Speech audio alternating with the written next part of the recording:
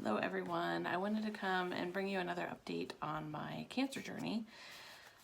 Today is November 30th of 2020, and over the last couple days really, I've started to experience more of the side effects of my hormone blocker pill.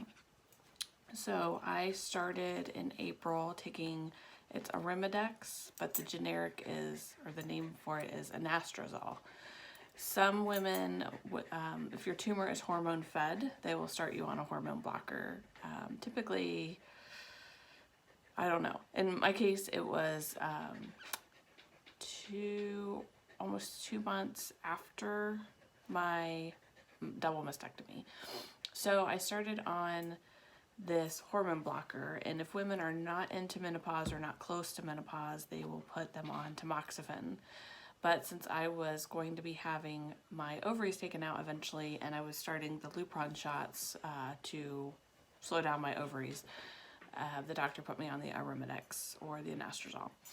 So in taking that, I did notice, I started taking the anastrozole more at the beginning of April, and started taking the Lupron shots once a month, and I believe it was middle of April. It was almost around the same time, and I can tell you my back hurt really bad. I was on almost 5 months of the Lupron shots.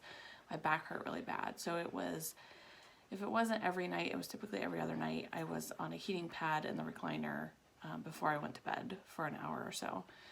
Just my back, it ached so bad.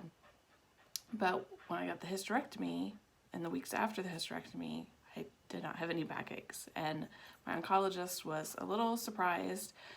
He had not heard of backaches coming from the Lupron shots, but I can tell you everybody seems to be different, and he wasn't surprised to hear something different either. And so they went away with my hysterectomy, which I thought, you know, now that my ovaries are out, my body has kind of just gone through this. So I was doing really good. My surgery for my hysterectomy was, and with my ovaries and tubes, was the beginning of September, and was doing really good. Everything was healing nicely. I was feeling good, and it wasn't until, it was probably Thursday night, this past Thursday night, that, or Thursday morning, I actually woke up Thursday morning and my back was killing me. And it was to the point where it felt like I slept on it wrong, like I slept in the wrong position or something, and just it was more my middle to lower back was really achy. So I had laid on a heating pad for quite a while, and that helped a little bit. Took some Tylenol, that helped a little bit. Then it would kind of go away for a while. But even like later in the night, early in the morning, the next morning, it was still aching. It was to the point, I was doing some things around the house Saturday to get ready for some family to come over, and I just had to stop myself and sit down, which I am not the kind to really do that. I run and run and run, but I had to listen to my body and sit down with the heating pad for a while, not do some things that I would normally do. So I told my husband when he got home and we were talking after the company left, after our family left on Saturday, that I thought that I overdid it. I was already aching a little bit, feeling a little bit better Saturday morning, but I think I overdid it with all the prep and all of that kind of stuff. So took it easy on Sunday, and I noticed Sunday afternoon, this was yesterday afternoon, that my hands started to ache, not so much as my legs and my feet, which is such a weird feeling. And it was really more my legs. So my legs, my back a little bit, and even waking up this morning, it hurt when I first got up to like go take the dogs out. Just my legs and walking on my feet for the first few steps, it was just the weirdest feeling. So I know that I need to start doing some more to be proactive with warding off the pain if I can. So I'm actually looking at, I got information about 30-day breakthrough from Beachbody. I don't want to overdo it though, so I'm a bit cautious on starting that program. I might look at some other programs on my Beachbody On Demand. I'm not really a yoga person, but I I'm feeling like stretching and doing that might be good for my body, especially in the morning. So I'm going to look at what programs are available there. And the other thing, I did start a few weeks back taking biotin. Biotin, probably more with the hair and nails.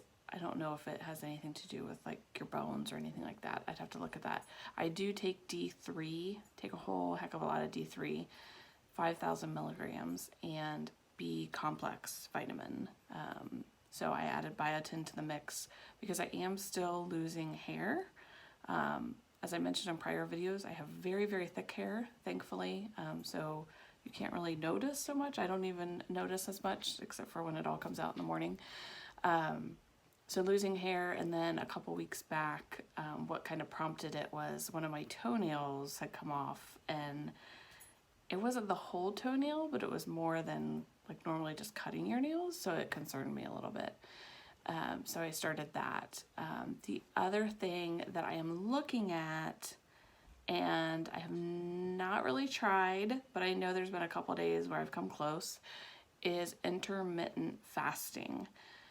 So I bought a magazine on it, I bought a book about it, and been interested in seeing if that helps. I even read an article from somebody in one of the private Facebook groups I'm part of today that talked about intermittent fasting and keto, but the girl who posted it said she has not done keto, she's done the intermittent fasting, and that it almost it forces your good cells to repair what's in your body versus being busy doing other things. And it also said in the article, which I want to look into, about cancer really liking glucose, so being cautious of your glucose levels. So I just want to dig into that a little bit more and see how that could help, because I definitely don't want, I'm on this hormone blocker I started in April, I'll be on it for 10 years. So definitely don't want to, have the months and the years ahead be pain filled. So trying to figure out and read a little bit more about some of the potential things to help minimize that pain. So interested if any of you who have gone through the cancer journey and have had to do the hormone blockers and what kinds of things that you might have done. Appreciate if you leave a comment, and I hope you all have a great week and a great day. Thanks. Bye.